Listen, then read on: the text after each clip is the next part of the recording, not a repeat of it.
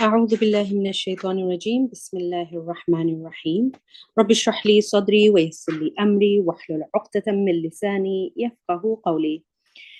This is your Adhkar coach, Dr. Amina, helping you and supporting you, remembering Allah in the best possible way. So many people might wonder how I'm able to relate the morning and evening Adhkar to my coaching. Many of you sisters know that I work as a coach, and I coach sisters with mental health conditions that might be struggling with their mood, with conditions such as depression or anxiety, and even conditions like bipolar. And I wanted to share with you a recent story of a sister that I've been supporting. And she's been struggling with bipolar condition for 14 years now, subhanAllah. May Allah grant her shifa, may Allah grant her afiyah. Ameen. So we were in conversation during our session, and she was expressing to me her frustration, and she was telling me that, she's had this condition for 14 years. She knows the patterns. She knows how it goes up and down. And, unfortunately, when she may be having a phase where she is on a good phase, she is fearing and worrying about when she's going to go back into her down or her bad, quote unquote, bad phase. And she was saying that, you know what, Dr. Amina, when it happens, I just can't do anything. I just can't do anything. And I just surrender to it. And I just know that it's just going to be bad. And I don't know when I'm going to come out of it.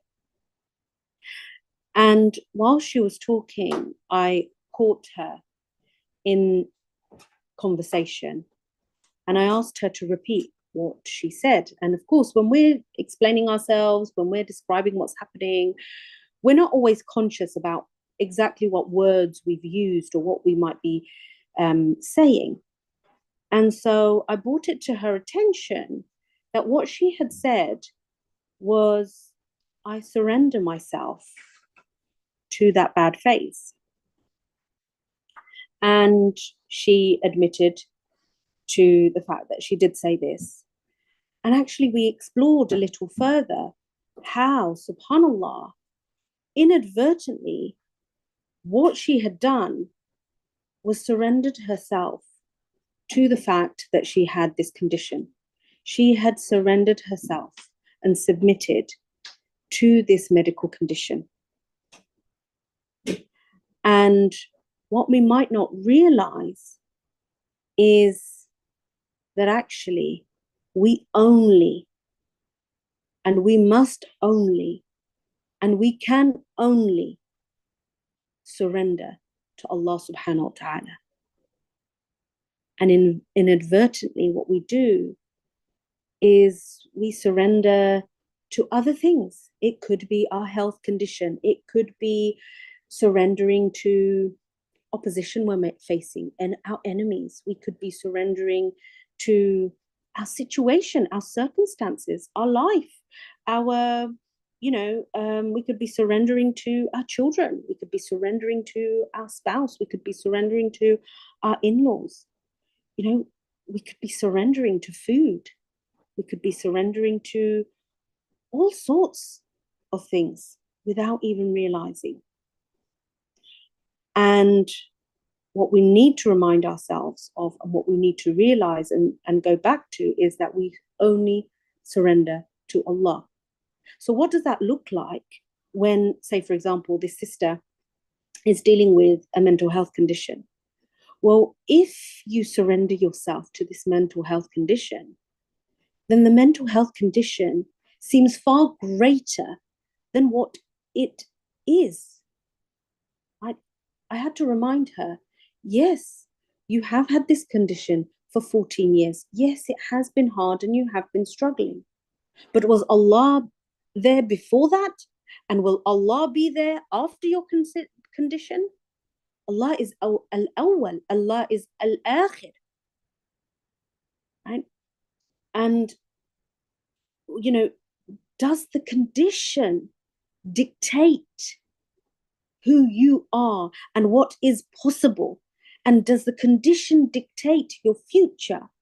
Or is Allah in control and has power over everything?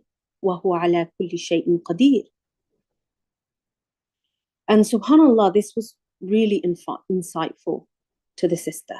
Like, she didn't realize that she had been associating something other than Allah. She had been associating a partner to other than Allah.